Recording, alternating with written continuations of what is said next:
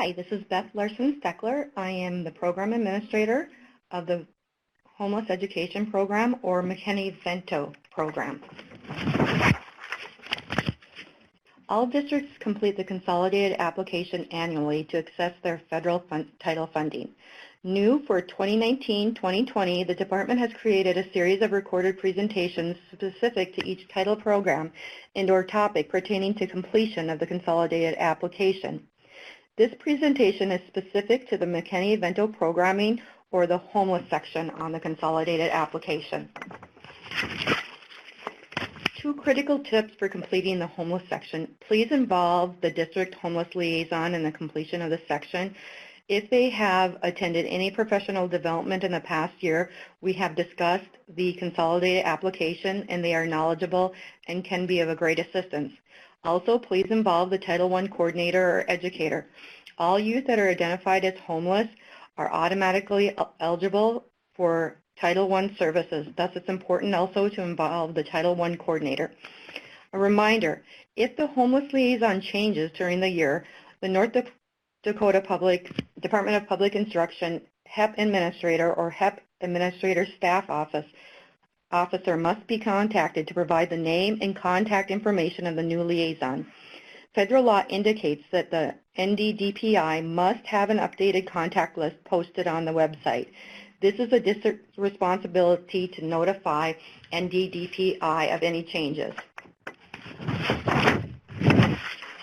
There are 9 elements on the homeless application.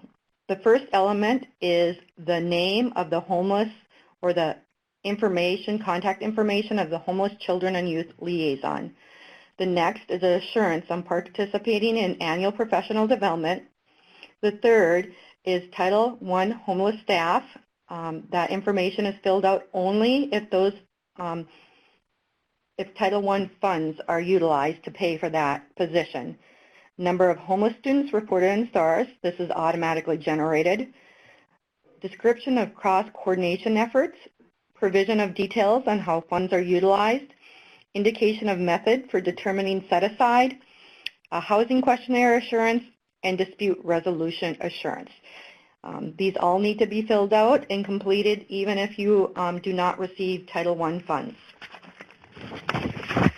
The first element, the homeless children and youth local liaison. We need the name of the liaison, the title if they hold any additional roles.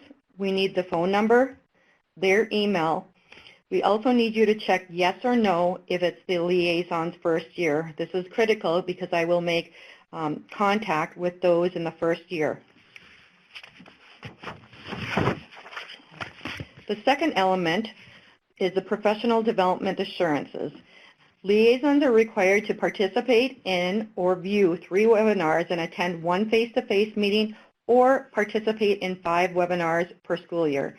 Again, please share this requirement with the district liaison. There have been a number of occasions in the past years when this has been on the consolidated application, but in mid-year we have gotten a contact from the liaison indicating that they were not aware of this assurance. Again, it's very important to involve the liaison in the completion of this homeless section. The next element is Title I homeless staff. You put in the name, email, the number of positions or the FTE, and description of position. Again, complete this only if there is Title I set-aside funds that pay for this position. So it does not have to be completed if you are not utilizing Title I funds to pay for this position.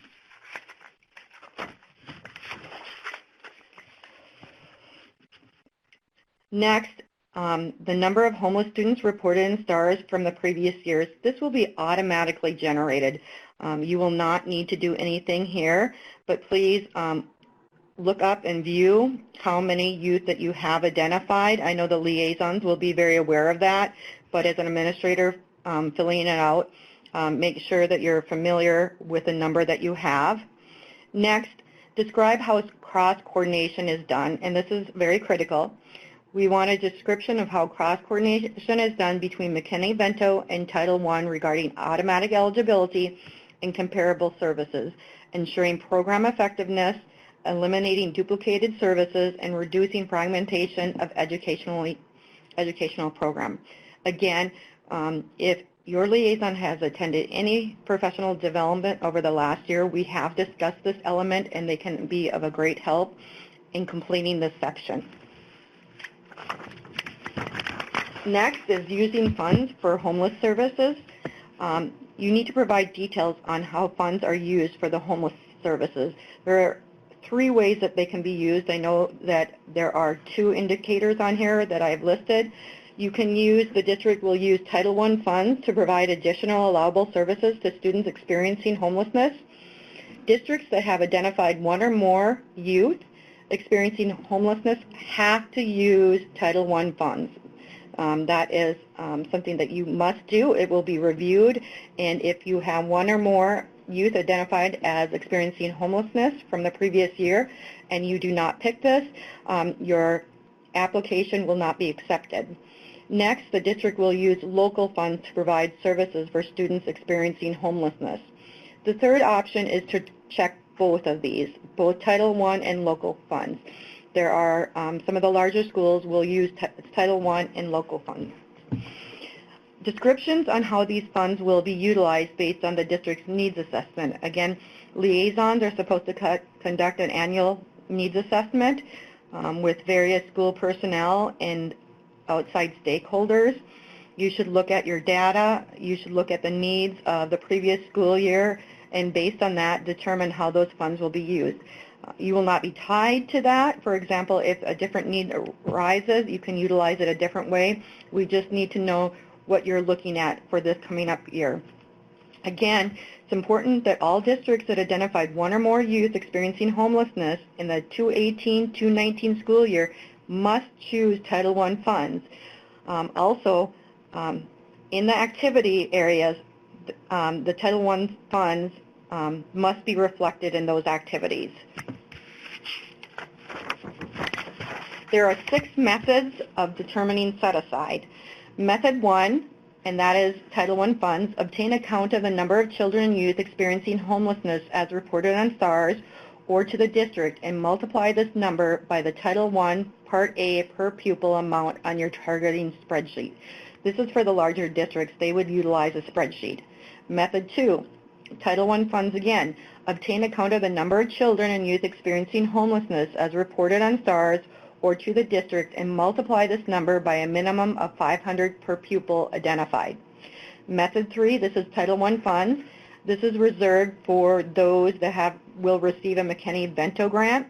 Reserve no less than a 30% match of the total amount of McKinney Vento grant funds awarded to the district, i.e. provide a supplemental amount of Title I Part A funds to supplement the McKinney Vento grant award.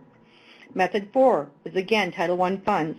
Reserve a specific percentage based on the district's Title I Part A allocation.